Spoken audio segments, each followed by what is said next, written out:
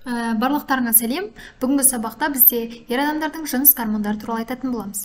Жалпы ер адамдардың жыныс гормондарын бізде андрогендер деп атайды. Олардың синтезіне тоқталатын болсақ, олар бізде ұрықтан, одан кейін бізде екінші пайда болатын бөлігі бұл жаңағы жартылай аталық безден, сонымен қатар бүйрек үсті бездерінен пайда болатын болып табылады.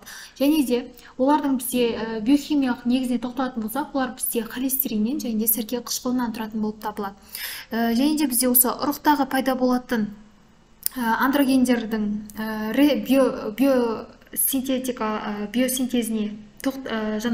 биосинтезін реттеп отыратын бөлім болады. Яғни ол бізде гипофиздегі гонадотропты гормондар, яғни олар ФСГ және де ЛГ гормондар болып табылады. Яғни реттеп отырады сол жердегі андрогендерді. Ал сол кезегінде бізде андрогендер бізде гипофизге барып, белгілі бір бөлігін, орталығын, яғни бұғаттайды да, біздегі гонадотропты гормондарды ФСГ және ЛГ гормондарын реттеп отыратын болып табылады. Одан кейін бізде аталық жаңағы ұрықтағы жасушаларға тоқталатын болсақ, оларды бізге үшке бөліп қарастырады. Біріншісі сертолий жасушалары, бұлар бізде сперматозоидтарды түзетін болып табылады. Екіншісі лейдинг жасушасы, бұл бізде жаңағы тестостеронды өндіретін болып табылады. Одан кейін сертолий жасушалары, бұлар бізде гормондармен байланысатын белоктарды секрециялайтын болып табылады. Және де бізде осы аталық ұрық жаңағы жасушаларын айта кеттік. Енді бізде осы тестостерондар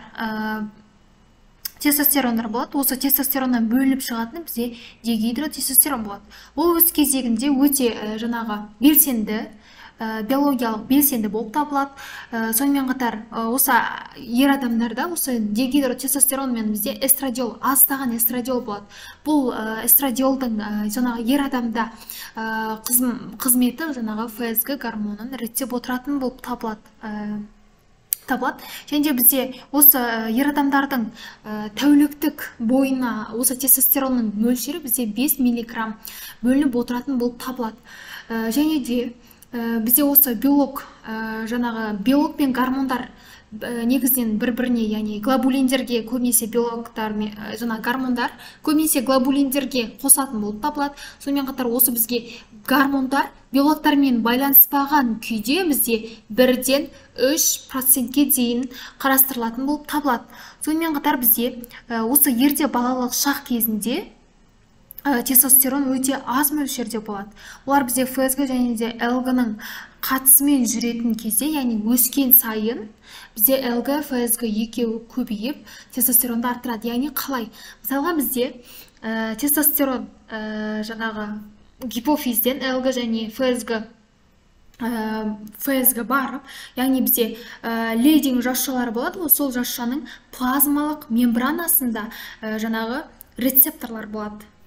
Плазмалық мембранасында рецепторлар болады. Сол рецепторларға екеуі қосылу арқылы бізде тестостеронды ынталандыратын болып табылады. Соның ынталандыруының арқасында бізде тестостеронның жаңағы жүруі, яғни пайда болуы өте көбірек болып табылатын болып келеді.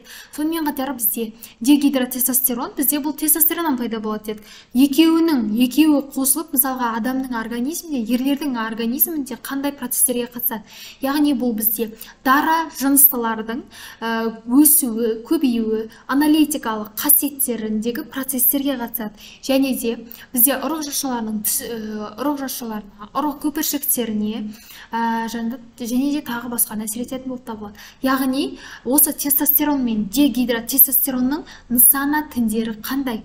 Яғни олар бізде простатаға, ұрық жаңағы бездеріне, сонымен қатар жаңағы ұрық бездеріне және осы гипофизге және тағы да басқаларына әсер ететін болып табылатын болып келеді. Яғни бұл ерлердің тестостероны балалық шақтан үлкейгенге дейін пайда болып, гипофиздағы бөлінетін гонадотропты гормондар арқылы ары қарай бізде бұл жаңағы тестостеронның негізгі қызметі бізде дауысты қатайту. Мысалға, әйел адамдарда эстроген көп бөлініп, дауысы жіңішкереді, ал ер адамдарда ол қатаяды. Одан кейін бізде денеге түк басу деген сияқты. Көбінесе негізінде эстрадиол, мысалға, әйел адамда эстроген, яғни эстрадиол өте көбірек болатын болса, тестостерон өте аз мөлшерде болады. Ал ер адамда бұл наоборот, бізде эстрадиол өте аз болады, бірақ тестостерон өте көп болатын болып табылады.